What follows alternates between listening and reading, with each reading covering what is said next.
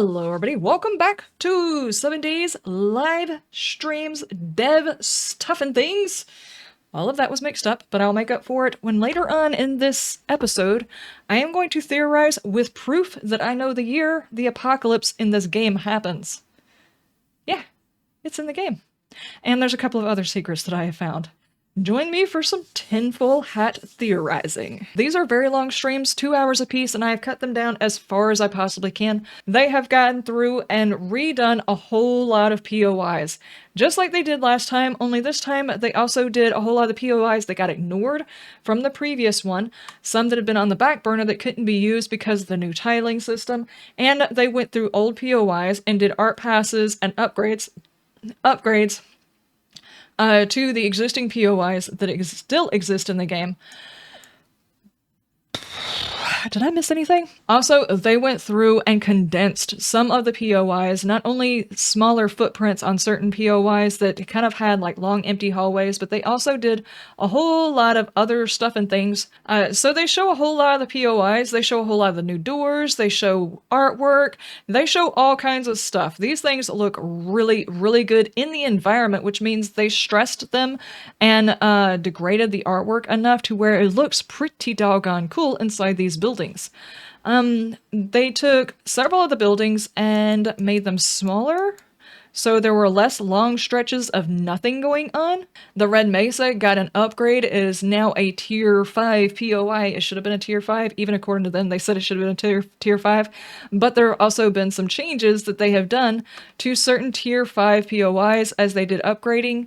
I should have wrote down, but we've got a whole lot more tier 5s than we had before. We also have the tier 6s now.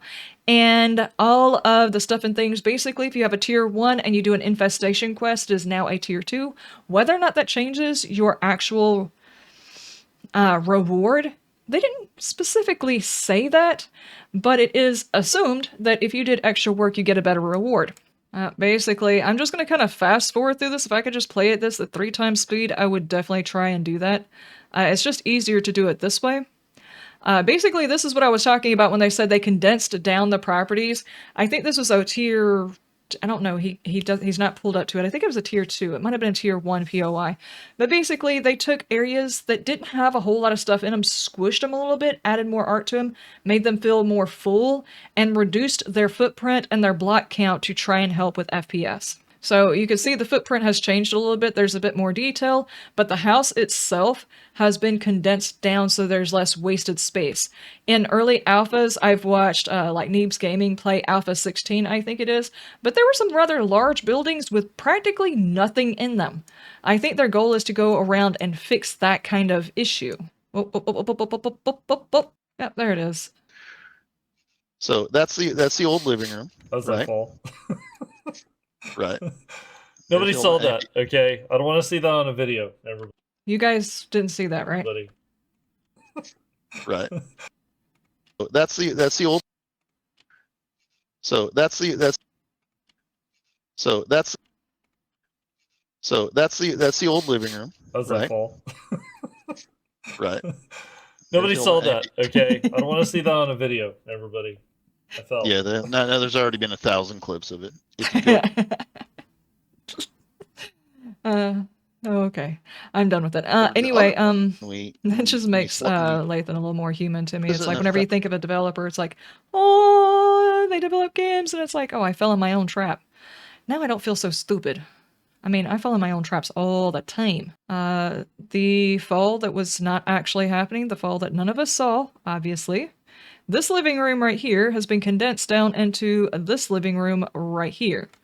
They basically took the big rooms and condensed it down. I hope that doesn't cause issues with the fighting situation. They took an old building. Hang on, let me go back to the beginning because I kind of messed up the beginning part of this.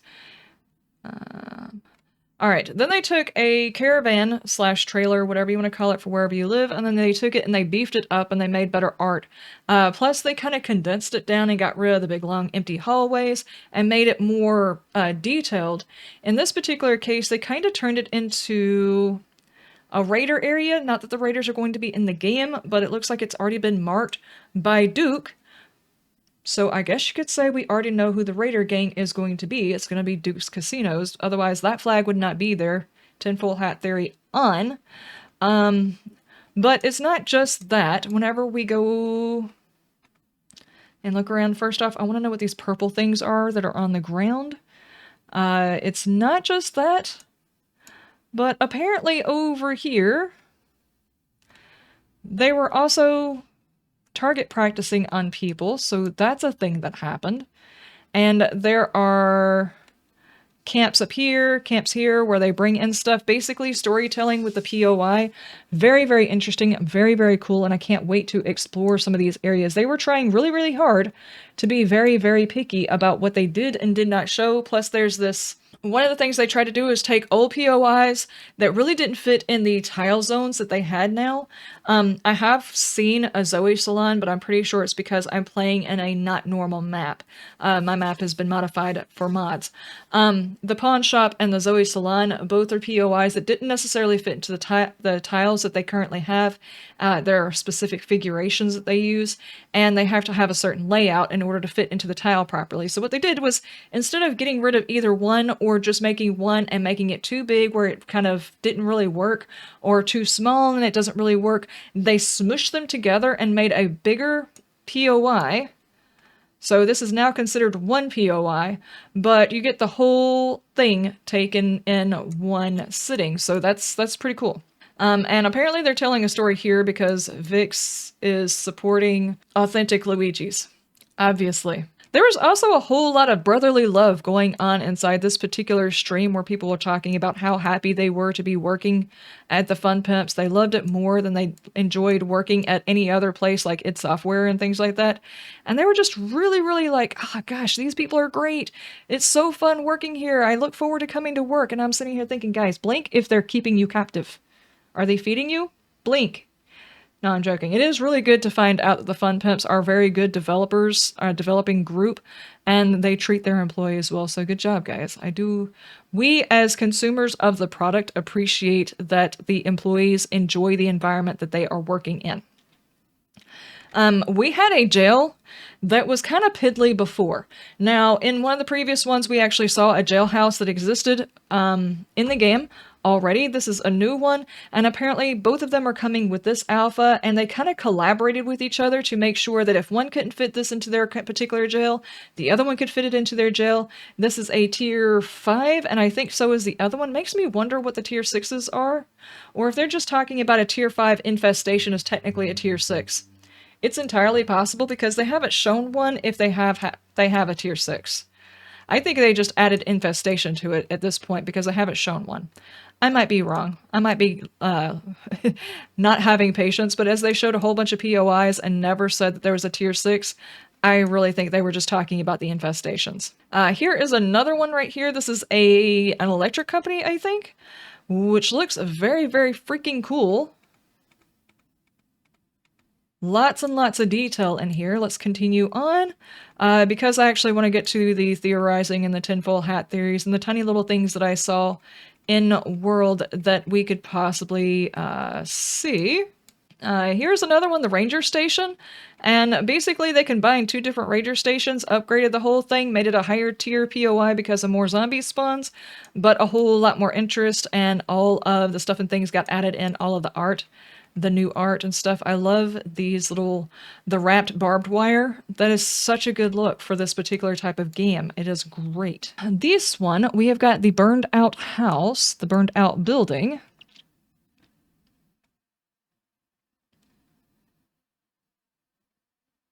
There's another police car that they're not talking about, guys. It's another police car, but the burned out building, it looks like right after they put the fire out, the whole world went to crap. They never even got their vehicles out of the parking lot. There's also new shapes. Hang on, they show it when they go around the backside. But apparently they have it to where the paint can be done. Like the blocks allow these shapes where it looks like the actual billow of smoke stained the wall as it was coming out the side. That looks really, really good. Great storytelling on that one. Jack's Auto. And it goes all the way around to the front where we've got Carol's Diner. It's a yoga studio. They combined it. Apparently, this particular one was a key example of them taking something and dusting it off their archives of POIs that were made that didn't quite fit into the thing anymore, but they made it fit into the thing by combining it with other stuff and things. Now, this is very, very cool because it's the Ghostbusters building, obviously. But what I wanted to show you is right here. The Buccaneer. Does that exist already? Does the Buccaneer restaurant exist? Because it looks like there's a ship on top of it.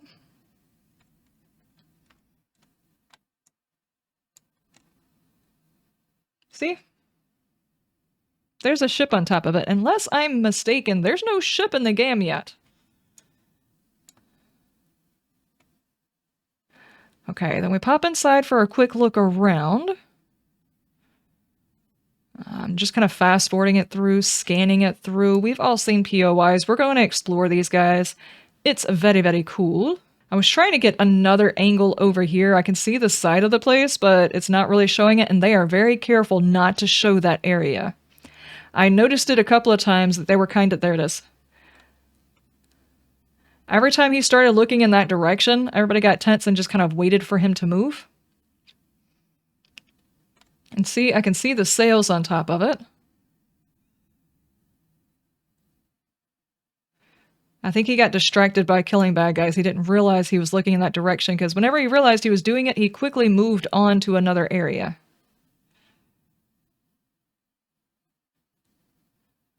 Yeah, see, hang on. There we go. That one you could see it a little bit better. There's a full-on ship on there. I don't think that's a block. I think those are props. But I haven't seen that in any pictures. It could be done with blocks, but I'm pretty sure that's a prop. And I froze it also because this one happens so fast, you can see the back end of it too. And it looks like sails and stuff like that, which is really, really cool. I couldn't see anything else in this shot that looked out of the normal. Yeah, guys, I sit here and I look through frames. I looked through all of the frames trying to find the stuff and things. If they tried to show it, expect us to pick it apart. I'm just saying, if I'm not supposed to know about the ship. Though it does kind of make me wonder whether or not the Buccaneer ship is going to show up in this alpha, because they haven't shown it off. You would figure if somebody made a ship that they would be showing it off. This is... Hold on, let's zoom back out. This is a pizza restaurant. Looks really, really fun and amazing on the inside. I think this is where the next one comes in, and this is where the theorizing starts again. First off, we're talking about the Vanity Tower, and unlike most skyscrapers, this one is not a copy and paste layer upon layer. It's kind of boring to go through. Apparently, each layer has a theme and a reason for existing. Plus, there's also something...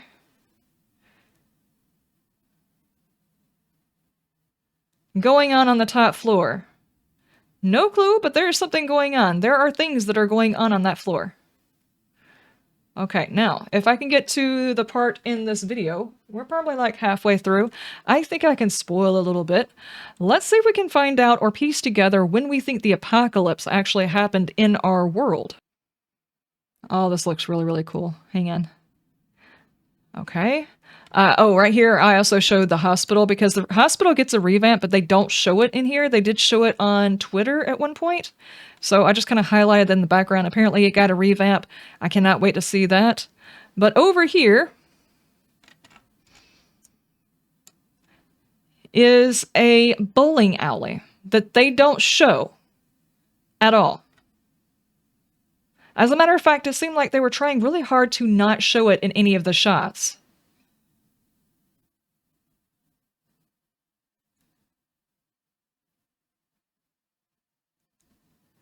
There's a lot of stuff and things. A lot of stuff and things inside this lobby, guys. A lot of them.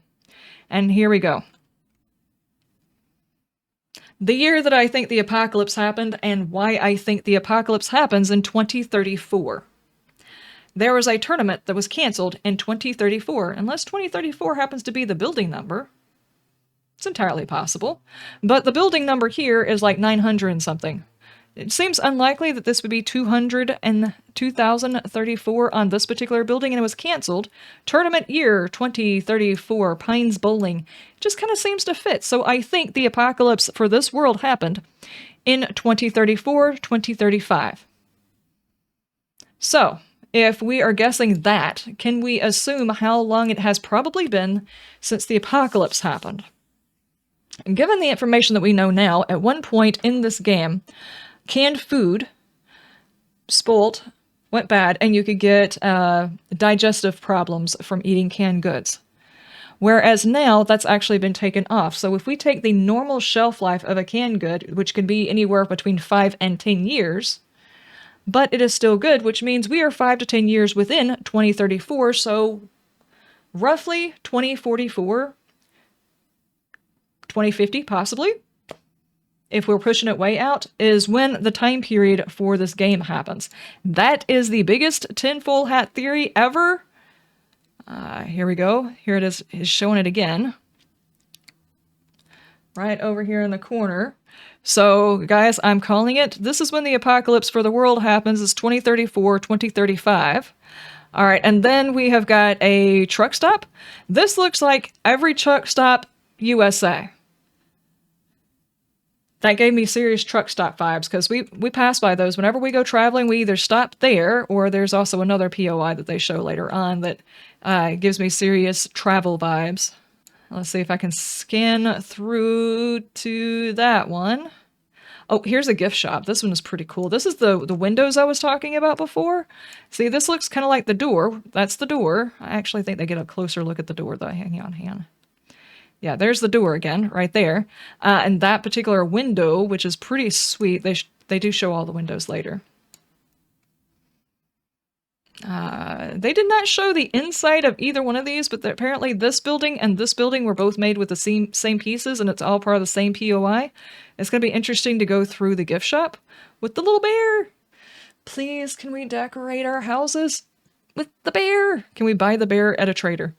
What are we looking at? Oh yeah, they did a whole lot of storytelling and world building with some of the other POIs that exist out in the world. The Remnants, as we call them, which is basically on day one where you hide, is inside a remnant, because there's usually 1, maybe 2 zombies, if there's any zombies at all. And they have a couple of things that you can get into, possibly even find a health kit, or not a health kit, but a bandage or something. But apparently, there was a bit of an issue with this place. It looks like a propane line exploded back behind the stove and launched it out of the building. I would say that that's probably not how it works. It would probably have blown out that side and launched the stove into the other room. I think it would have been cool if that had exploded, but I wonder if this has a broken form. Because it can explode, but doesn't have a broken form, like it sits there and it's broken. So for storytelling reasons, you know? Buddy's Grains, there was a whole lot of details put in with the Buddy's Grains, apparently. Neves Gaming did a, what was it? It was a Darkness Falls playthrough. I think their first 2 Horde Nights. I think it was just the first Horde Night. It kind of fell apart. Inside this place, no pains, no grains. But it was a very, very interesting Horde Night, and apparently the developer who went in and worked on it kind of put that in mind, that this VOI was enjoyed by a lot of people who like to make their Horde bases here, so they changed up the inside to account for people wanting to use it for a Horde base. But they also made it more arena style, making it to where you could stand at certain parts of the walkway and shoot out barrels and stuff, which, if you're planning on using it, it's probably not a good idea because it's going to damage blocks. But, I mean, there's always the possibility that you could stand up there and explode the barrels as bad guys are coming in, which is, you know, an option, a way of playing.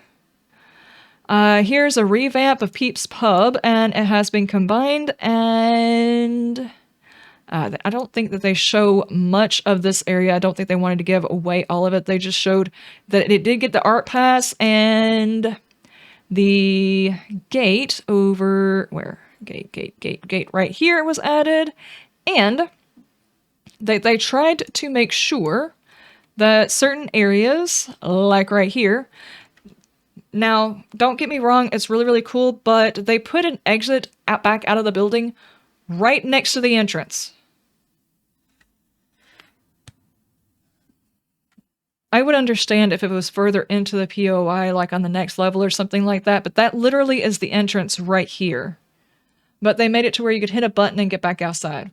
I mean, the concept of being able to open up a midway point in your POI, a larger one, to allow you to go out and drop your stuff, or to let in someone who was helping you and they fell out of the POI or something like that, or got chased out. Anything like that, or maybe they died and they respawned or something like that, that's fine. The whole concept of having a quick, easy access is to put it in some place that makes sense. Right next to the front door is probably not the best place for that, unless there is a huge battle that exists inside this room that I can't see. And even so, presumably the person would have fought said battle in this one room before they came into here. I'm going to say bad placement on that door, but you know, we'll take what we can get. Here is a checkpoint, and let me bring the volume back up again. The idea behind these was to show that they tried to contain the outbreak of the zombie virus and blocked people from leaving or coming into cities to try to quarantine them. Obviously, that didn't work out too well. But, Oops. we're probably not showing cop car stuff, right? No, we probably should. Okay. Tease us more. Okay. Sure. So, yet again, I'm pretty sure it's the same dude. I'm pretty sure it was the same guy who asked whether or not we're going to tell him about the cop car, and that's the second time they're like, nah, let's not tell him. Don't tell him. So, we still don't know what's going on with the cop car. Apparently, that's the thing that they're not ready to discuss with us, or it's not going to be in the game just yet. Which I don't understand why it would be in this world if it wasn't in the game, unless it's on their testing stuff. I have no idea. I'm still thinking we're going to be able to use the cop cars. That's my go-to. It's either that, or you could try to unlock it using maybe keys, but I haven't seen anybody talking about keys. Also, yesterday I was doing a art show from, not yesterday, but in the last video of the dev streams, they were talking about the player characters, and it has the assassin on there, but they've got all of these decorations of things that they might try to find to use as a throwing dart of some sort, and they've got scissors and pencils and files and all kinds of stuff like that that looks like they are weapons that the assassin would use, but at the same time, those don't actually exist in the game, so it's not immersive that you as assassin can't go around and find scissors to replenish the scissors that you just got rid of. Unless there are weapons that they are adding to the game that they haven't told us about. So, I mean, there's that. I'm not sure if I would want to go around looking for scissors, but, I mean, you know, you do you. There's some more of those planters. It looks like they've got some aloe stashed over there where they were trying to help heal people. This is the section where they talk about roadside POIs. Basically, there's going to be a whole lot of new, and by a whole lot, I mean like 20, random places that you might be able to find in crossroads, along back roads, and all kinds of stuff like that. This one in particular is a broken one. There can be fixed ones. There can be... let's fast forward. There's a tent over here. This is a random POI that you can find around one of these intersections that's out in the wild. It should make, you know, traveling a little bit more interesting and a chance to get up off of your feet. Here's yet another one when I was talking about the truck stop. This one, I have had so many experiences with these little rest stops. It's like, oh my gosh, thank you, there's finally a bathroom. For ladies that travel, don't necessarily want to stop on the side of the road. I know most guys don't care about stopping on the side of the road. Either way, these guys are lifesavers. And the idea is that you could be here, and there's like a parking lot on one side, there is the rest stop, there is like a little camp over here, and then a slightly larger camp on this side. So it's like the whole intersection was alive with people who were trying to get out of the city, and they only made it this far. So that is a bit of storytelling all in itself, which I think is really, really cool. Here they're seeing Jen's compound. Here, let me scan through it really, really quick back to here. Yeah, back to here. So basically they're in a church, and you've got your vending machines, and you've got all of the dividers and stuff like that. And also it's not just that, but outside, each one of the traders has got an area where they live. They actually have a place where they live. I swear I felt like I said where the traders live whenever they're not working as a trader before, probably earlier on, and I just kind of got used to the fact that it wasn't immersive. Now it's immersive. Now she has her own house, which is pretty freaking cool. And of course, the entire area feels very immersive for a person who is trying to treat a whole lot of folks with the tents, the biohazard tents, and everything else like that. So then we come over here. This is where I was talking about the trader spawn, which I've already talked about. Did I talk about it in this one or last one? I'm recording these both in the same day, but trader spawn is going to be closer to that of Alpha 19, when traders could spawn anywhere on the map, not just on the loop, the trader loop as we call it now. But now they could spawn out in the wilderness, they could spawn in the middle of cities, they could be on the trader loop, so you actually have to go out and explore to find the traders. Here you can actually see the animation for that door, which is kind of cool. I'm going to say that's a pretty nifty thing, you know? But they also made it to where you could go inside of the traders from all 4 directions and more than one entrance into the trader room itself, so that you're not stuck having to go around the building 5,000 different ways in order to get in to see the trader. And this is a great overhaul. This definitely feels like this is a hunting cabin, and he just kind of added to it after that, you know? And then his trader home. Now, apparently there is a secret to getting into Hugh's building. There's probably a button somewhere. A button or something you have to interact with in order to actually get into his house, or who knows, maybe you have to flirt with him the right way. And then we have Trader Hugh, which looks like every town in the South. I don't know. Maybe it's a northern thing too, but basically a military, not a depot, but basically all the stuff they decommission, they send it to these places and they sell it off. We've got one like a half an hour from where I live, and there's a lot of cool stuff there. And yet again, we've got the helipad and the ham radio. I swear I've got the tinfoil hat on. There is something going on with that. It probably is in-game stuff, but there's something going on with that.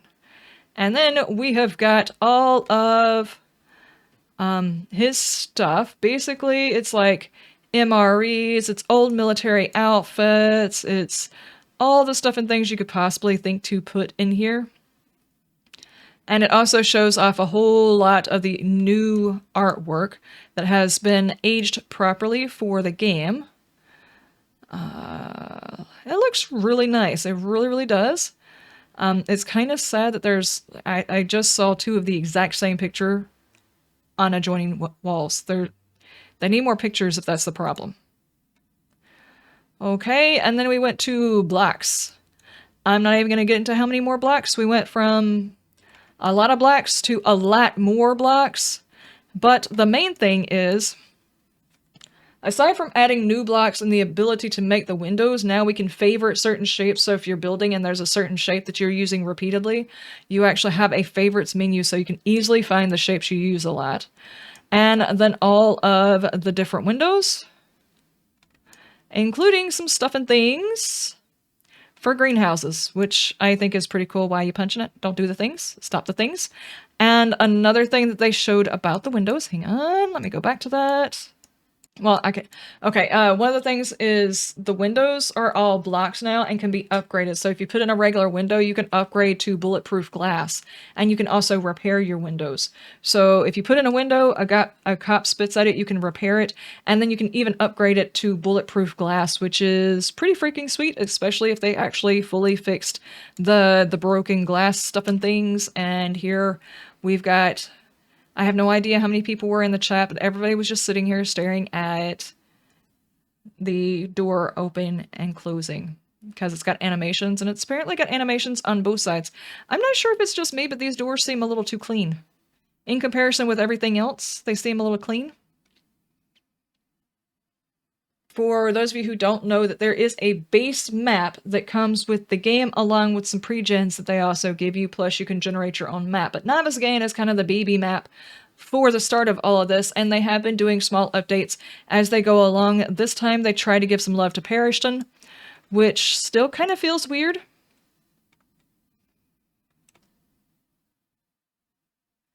It just looks like a town somebody decided to pluck out of a snow globe and plop down and call it a town, and it's not really one.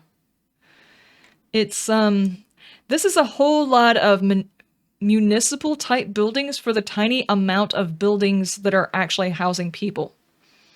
Like, they've got a full-on courtroom and there's like maybe 10 houses in this town.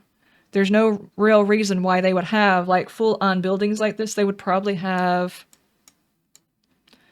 I don't know, let's see. Okay, let's just take it for this. This is a pub, and it's a 2-story pub. We've got 1, 2,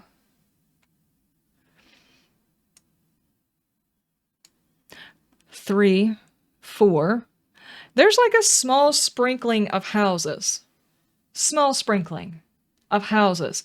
There is no way the people who live in this town occupy this pub. Unless everybody in this town is a drunkard and then likes to go upstairs and eat all of their food, and this is where everybody in town eats, which I kind of doubt it. I'm just saying. This is a whole lot of big buildings. If it's a small town, then they would have a small town pub. If it was a small town, they'd have a small town jailhouse, not a courthouse. I'm just nitpicking, but it seems like the dimension's off, and they really would not have this size of road. No town would sacrifice that much money when there's this few people in there to put in a double-lane highway.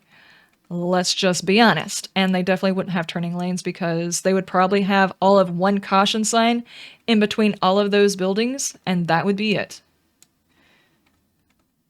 I mean, it's like they want it to be a big town, but it's really not a big town. It feels like it needs to be built up or built down, one or the other. Now, this is an interesting thing that they have put into it, and I definitely see that this is something that fits. Now, maybe if this town is on the way to another big town and people traverse this area and they're kind of like a traveler trap, basically, like they're trying to pull people in off the main road to these areas, then the advertisement needs to... I'm not a city planner. I'm just saying the things that I am observing, and that's what I'm observing. So they've got this tunnel that's supposed to be going to a northern area. I have no idea what's actually in the northern area, but... Okay, now they just put it in the tip, and you can see there's a fire trap in here, which means you are supposed to go in there for something. But they did add this western side of the town over here to it, which added 2 houses. That's what they added, was 2 houses. I just feel like the proportions to this town are off, that's all.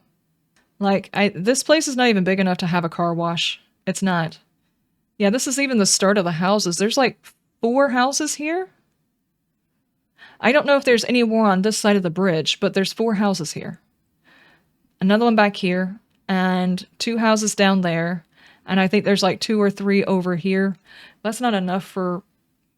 I'm nitpicking. I'm nitpicking. All I'm saying is whenever you think of the size of the town, try and think of the layout. This town needs a bit more love and probably a bit more city planning, because if you're going to do a small town, do a small town. If you're going to do a big town, do a big town. Or if you're going to do a tourist trap, do a tourist trap, but make it evident that it's a tourist trap, because this doesn't make sense to my brain. And I like Navezgane, so I kind of want this place to make sense to my brain. You know what I'm saying? Okay, that is it for this particular thing. Thankfully, this was shorter than the art thing, but what do you think? Do you think I'm actually close on having the date down from when the apocalypse happened to this place? All right. So, I'm going to leave you with that tidbit, a couple of tinfoil hat theories on when the apocalypse happened, and a couple of ideas for some stuff and things. These are some really good POIs, very interesting ideas that they had along with these, and I'm very interested to be able to dig into said POIs. So you guys tell me what you think about the... Alright, so you guys tell me what you think about the date, on whether or not you think we're close on a date, whether or not you kind of felt like maybe it was before, maybe it was after. Are we talking about an apocalypse that happened sometime in the future? Do you think the apocalypse actually happened in timeline or past? Like maybe in the 90s or 80s? This would seem to indicate well later on, but it's odd that technology hasn't advanced very far past us. Or is there an idea to possibly make the tech look a little bit more advanced? Because some of those hydroponic planters kind of look a little bit futuristic. I will see you guys in the next one whenever we put the tinfoil hat on and analyze all of the frames to find the hidden ships and the hidden timetables. I will see you next time. You have a wonderful day, one night, and you stay shiny.